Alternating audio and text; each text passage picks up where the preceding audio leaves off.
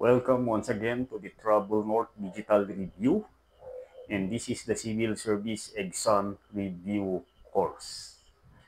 Ngayon naman po ay pag-uusapan natin ng isang technique na bihira na tinuturo. It's not taught in review centers na ginagamit sa pagkuha ng civil service examination. Sinasabi nga nila dito na this is one of the techniques na pwede niyong i-incorporate sa iyong pag-review. This is brought to you by Civil Service Examination Review Course, and this is Raymond Basco. Okay, ano nga ba ang tawag dito na technique?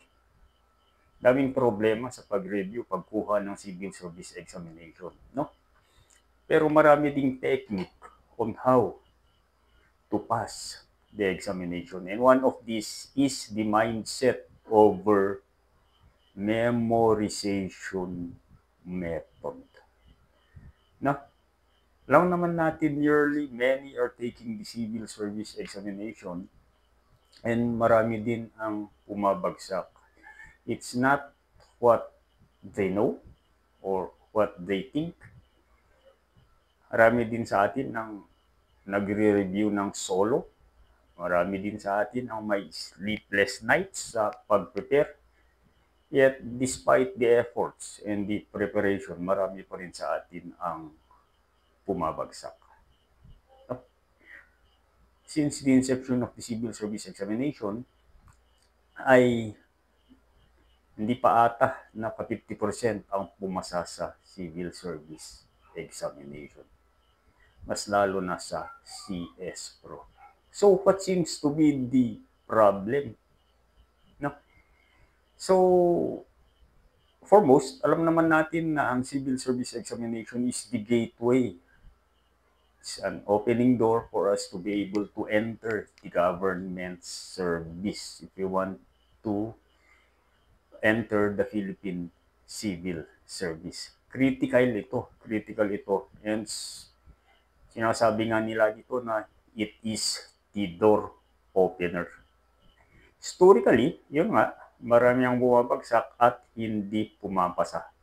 It's not yung most of the examinees do not understand or know the subject, but it's more likely of the anxiety and the self-doubt that is clouding their preparation.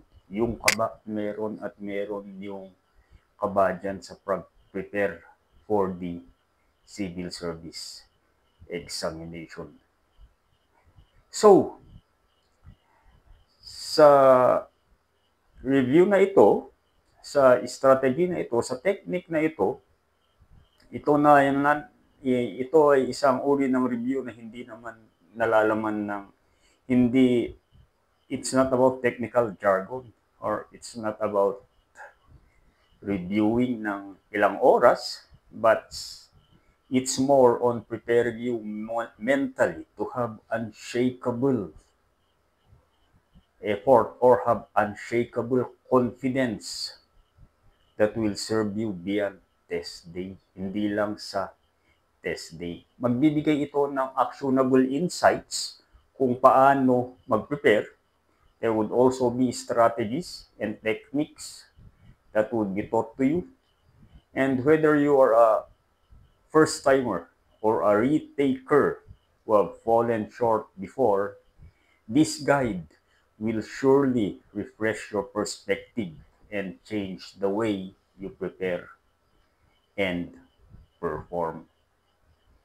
It's more likely that it will make you focus.